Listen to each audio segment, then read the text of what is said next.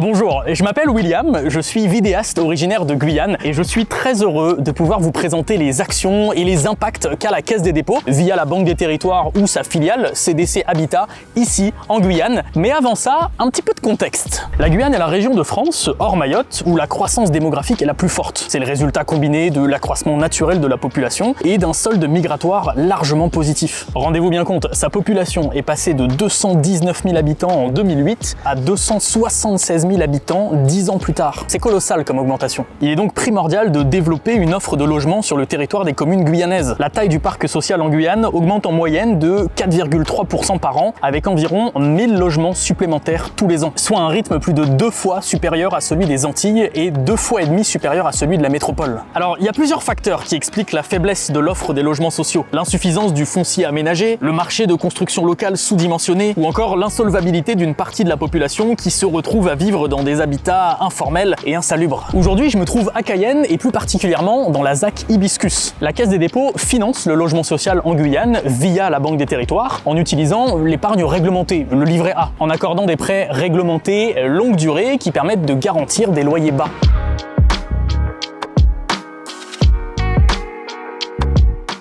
Donc on est à un endroit assez intéressant parce qu'on est entouré de logements qui ont été financés par la Banque des Territoires. Il y a déjà un premier lot derrière nous. Est-ce que vous pouvez nous expliquer la différence entre les différents logements sociaux qu'il y a ici? Oui, tout à fait. Alors là, vous avez le bâtiment Toulouri qui est composé de 123 logements locatifs sociaux. Alors le logement locatif social, qu'est-ce que c'est? C'est la catégorie, on va dire, intermédiaire des logements sociaux. Donc ça veut dire que le coût de l'opération est relativement maîtrisé et que les loyers qui vont être exigés des locataires sont des loyers qui sont plafonnés à un niveau intermédiaire pour du logement social. Souvent, on est de l'ordre à peu près de 6 € du mètre carré et par mois. Et alors, c'est intéressant parce que si on se tourne, de ce côté-ci, on a un autre complexe, un autre bâtiment. Est-ce que vous pouvez nous expliquer la différence entre les deux? Alors là, c'est le bâtiment Makoupi qui est composé de 36 logements financés en prêt locatif social. Les logements sont censés être un petit peu plus spacieux, un petit peu plus qualitatifs encore. Et les plafonds de revenus vont être plus élevés. Et du coup, les prêts que nous allons consentir vont être un petit peu plus chers puisque le bâtiment va générer plus de revenus. Alors, Cayenne, il faut le savoir, fait face à un certain nombre de défis. Un centre-ville à redynamiser, des infrastructures sous-dimensionnées ou vétustes. La ville de Cayenne a voulu que ce soit un lieu de vie, tout simplement.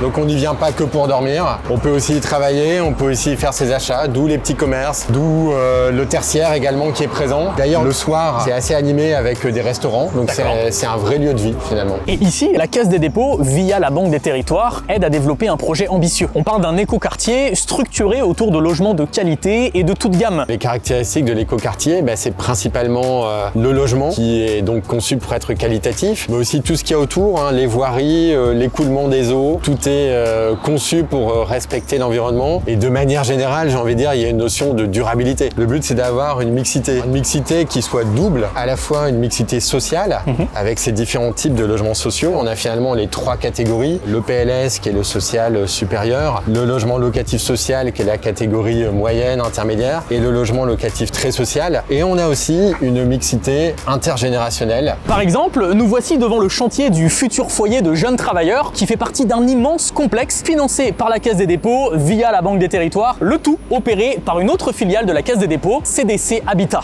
À peu près tout autour d'ici, ce sont majoritairement des bâtiments de logement social classiques qui ont été financés donc par la Banque des Territoires et qui sont très majoritairement opérés également par CDC Habitat. Pour revenir sur ce foyer de jeunes travailleurs, nous, la Banque des Territoires, l'avons financé à hauteur de 9 millions d'euros sur un coût total d'environ 20 millions d'euros. Et Olivier, si on regroupe l'intégralité de ce qu'il y a autour de nous, ça représente quoi? Sur l'ensemble des projets dont on vient de parler, c'est un total de 31 millions d'euros qui a été injecté par la Banque des Territoires pour faire sortir ces bâtiments de terre. Bref, bien souvent, et j'en suis le premier témoin, les départements ultramarins semblent être mis un petit peu à l'écart. Mais je suis heureux de constater, quand je vois de tels projets, que c'est pas le cas. La Caisse des dépôts, via tous ces projets locaux, permet de rattraper un énorme retard sur le plan du logement social et, de façon induite, de créer une véritable activité économique. Et ça ne peut être que bénéfique pour le territoire.